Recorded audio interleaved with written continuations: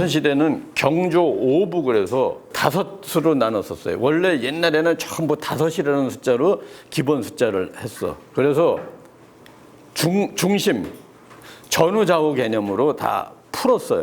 이 공간이고 뭐고. 중부가 있고 북부가 있고 남부가 있고 동부가 있고 서부가 있어요. 그 서촌이라는 거, 북촌이라는 거는 근래 아마 2000년 넘어서 만들어진 용어로 내가 지금 기억을 해. 그래서 서촌 그러는 걸 내가 여러 번 교수님들은 반대를 하고 그러죠. 뭐 이거는 서촌이라는 거가 있었어요. 지금 덕수궁 주변이 서촌이라고 그랬어. 왜 그러냐면 거기 있는 그 고종 때 아간파천하고 뭐 그러면서 거기 조성을 하면서 고종실록에도 이제 서촌이라는 단어가 나오고 촌이라는 단어는 안 썼어. 그래서 경조 5부 그 다음에 방이 여러 개 있어요. 방이 뭐 10개, 8개, 12개 뭐 있었는데 그 방 밑에 뭐가 되면 계가 있어. 우리 저 계한다는 거. 그 다음에 동리가 있어요.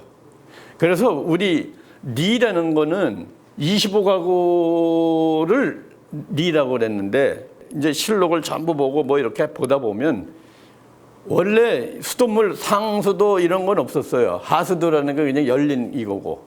그렇기 때문에 그 급수라는 게 굉장히 중요하잖아요. 생활 용수로. 5호마다 연못을 팔았는 게 나와요. 5호마다. 그러니까 서울 시내에 많을 때는 20만이었거든. 그러면 그 우물이 꼭 5호는 아니더라도 5호 단위로 있으니까 굉장히 많았고 내가 우리 동네는 우물이 이렇게 다니다가 봤던 우물이 다 없어진 거가 도심부도 있었어요. 지금 을지로 입구에 저 명동으로 들어가는 그 SK 뭐 건물이 있는데 거기도 우물이 있었어요. 그 우물 속에서 고려시대 불상 2개가 나와서 그거를 서울시하고 얘기해서 1층 로비에다가 걸었었는데 건물이 팔리면서 행방불명됐어. 고려시대 불상 2개가. 여하튼 거기도 우물을 지금 내려앉고 했듯이 우물이 서울시내에 굉장히 많았습니다. 그래서 일단은 나는 가장 안전한 거로 취락이라고 그랬어. 모여 사는 데, 사람들이 모여 사는 데라고 그렇게 보시면 되고. 자, 그래서 이거는 18, 19세기에 살다간 김정호가 성조 5부 해서 삼각산까지 하나로 그린 건데 사실은 이 주변은 성저 올이라고 그랬는데 올이 넘습니다. 어떤 때는 심리도 되고 그러고 요 안에가 5으로 나눠진 거예요. 안에가 5. 그래서 개가 있고 그래.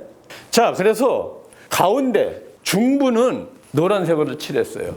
원래 임금도 있는 색이 주황색이지. 그래서 중심, 전후, 좌우라는 걸로 나눠지는데 북부가 요게 수성동 계곡입니다. 요 수성동 계곡 이 경계에서 남쪽은 서부야. 여기서부터 어디까지가 하면 이게 지금 창덕궁입니다. 이게 종묘고. 요걸 지금 이렇게 그린 꼬라지가 뭐냐면 창경궁을 이렇게 간단하게 그린 거야. 그래서 창경궁 경계 이렇게 해가지고 창경궁 성균관 이쪽까지는 동부가 됩니다. 그래서 북부는 실지는 이렇게. 근데 원래는 이것도 태종이 궁궐을 짓기 전에는 그냥 북부였는데 이만한 땅이 북부에서 궁궐로 이렇게 먹힌 거야. 그럼 궁궐은 어디에 속하나? 그건 속할 수가 없지. 임금 거니까. 임금이 있는 데니까 그건 속해지지를 않아요. 그러다 보니까 시간이 가면 갈수록 민초들이 사는 땅이 좁아져. 궁궐도 많이 생기지. 임금 또 애들 낳으면 계속 또 땅 떼어주고 뭐 건물 져야 되지. 그러니까 계속 3, 4에서 왕자 공주들 집이 너무 거대합니다. 뭐 합니다 하는 게 계속 해도 들어먹잖아. 아이고 내 새끼는 예나 지금이나 똑같아. 아이고 내 새끼야 그러고는. 그래서 그게 계속 그 반복이 됩니다. 그런데 이 한양, 한성이라는 거를 어떻게 설명을 할까라는 거를 삼국사기에서부터 내가 쭉 체크를 해보니까 원래 백제 때 북한산 부하악이라고 그랬었어요. 근데 북한산성이 이 당시에도 만들어졌었어. 그래, 성이 있기 때문에, 한강의 북쪽에 성이 있었기 때문에 한성이라는 이름이 그때서부터 있었어요. 한양이라는 거는 한강의 북쪽에 있다는 뜻이야. 그러니까 이 읍치가 강을 남쪽에 끼고 있다는 의미입니다. 그 대신 한성이라고 하면 성을 만들어 가지고 있는 거가 한성이야. 그래서 고려시대까지는 한양부 남경 그랬다가 한양 그랬다가 태조 이성계가 쿠데타 해가지고 들어와가지고 도성을 쌓으면서 한성이라고 고친 이유가 명료하게 나옵니다. 그냥 우리 용어 이거에 대해서 별로 의문을 안 가졌었는데 바로 이걸 체크해 보니까 가운데에 보면 춘 2월에 축 북한산성을 쌓았다. 이때서부터 이제 한성이 되는 거야. 성이 없어서 땅을 잡았을 때는 한양이야. 백제 침례형 같은 경우는 북한산성에서 태어났어요. 이걸 잘 봐. 침례형지 원자 초생 한성별궁에 태어났다. 그리고 북한산성 안에서 태어난 거야. 근데 야밤에 광채가 빛나고 어쩌고 저쩌고 쓴 거야. 용어를 쓸 때 지금보다 더 명료하게 쓴 겁니다.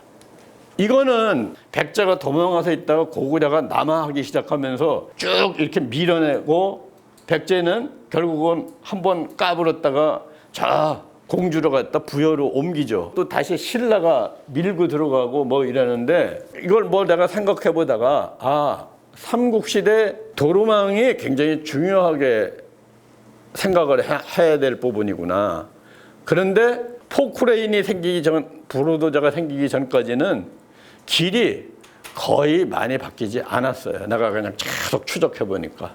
근데 가장 중요한 길 중에 하나가 뭐냐면 물길하고 거의 붙어서 다니는 게 굉장히 중요한 거야. 그거는 작은 마을까지도 개울 옆에 길이 같이 나고라는 건데 그거는 여러 가지 의미가 있어요. 지금은 비행기도 있고 뭐 도로도 내서 막 물류가 거의 육로 공중으로 다니지만 옛날에 물류가 움직일 때는 수로가 가장 크게 움직일 수밖에 없었어.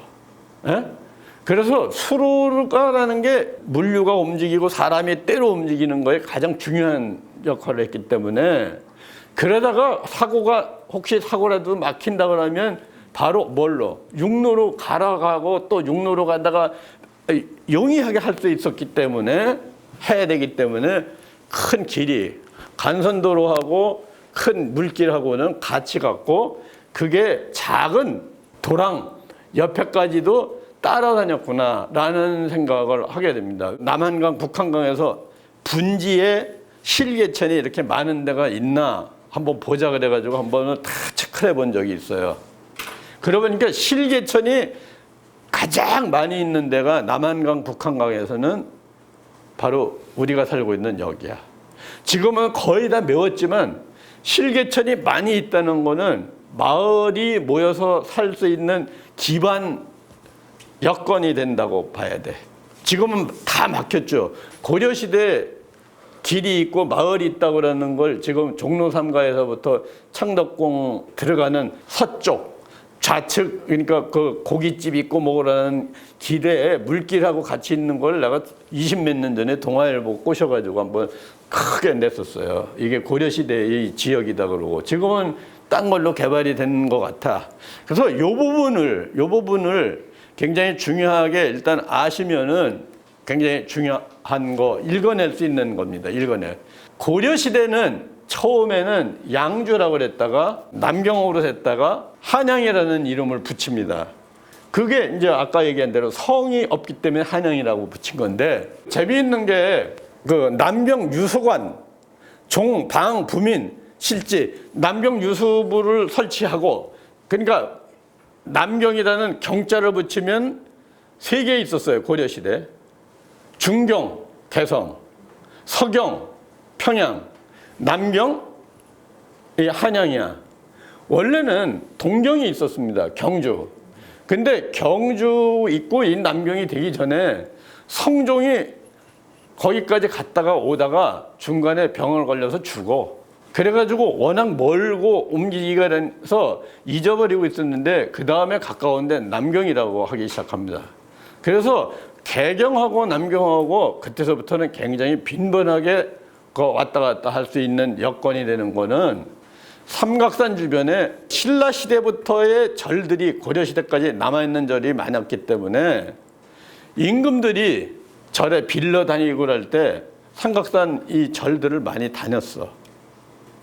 그러다 보니까 이제 길도 지름길을 찾아야 되고 삼각산은 동쪽이 아니라 이 서북 쪽에 들어가는 입구가 있죠. 전부 입구가 서북 쪽에 입구가 있어. 그렇기 때문에 서쪽에 임금이 다니는 길이 나야 돼. 원래는 동로라는 거는 저희 남한강에서부터 지금 양주를 해가지고 상계동으로 해가지고 이 의정부 쪽이 이게 동로 원래 길이에요. 이렇게 장단으로 해가지고 고구려 평양까지 왔다 갔다 하고 침공할 때도 그렇게 왔다 갔다 했어. 근데 절에 삼각산을 절을 다니려고 그러니까 이쪽으로 움직여야 되는 게 더 용이해. 그래서 고려 말에 숙종 이후서부터는 동로에서 서로가 생겨서 동로, 서로, 해로 세 개가 생겼더랬어요. 임금이 의전으로는 육로로 다니지만 바쁜 사람들 또 풍류나 꽤나 있다고 하는 사람들은 배 타고 다녔어. 목은 이색의 문집 보면 바로 개성에서 임진강, 한강을 타고 여기 들락날락한 게 문집에 나와서 이제 그걸 알았고, 조선시대에도 미수 허목이라는 사람이 연천에 살았어요. 그래서 배 타고 들락날락한 기록이 나와, 미수 문집에도. 그래서 확인되는 건데, 이게 아마 이 바람 이거 돛대를 잘 이용하면 뭐 바람이 이렇게 불든 저렇게 불든 하여간 왔다 갔다 할 수 있나 봐요. 목은 이색은 여주에 별서가 있었어요, 여주에. 그래서 여주까지 들어갔다 여기 나오고 뭐 그랬던 기록이 나와. 그래서 두모포, 지금 옥수동에서 배를 내려서 어디서 민박하고 임금님 만나러 가고 뭐 이런 얘기들이 나옵니다. 그래서 남경에 일단 격이 높은 남경을 만들려니까 주변에 방민들을 모아서 인구를 채웠다는 얘기야. 문종 때야. 바로 문종 때 남경 유수관이니까 이궁을 져야 되는데 기록이 안 나옵니다. 그냥 졌습니다 그러고 주고 어디라고 이거 이번에 찾았어.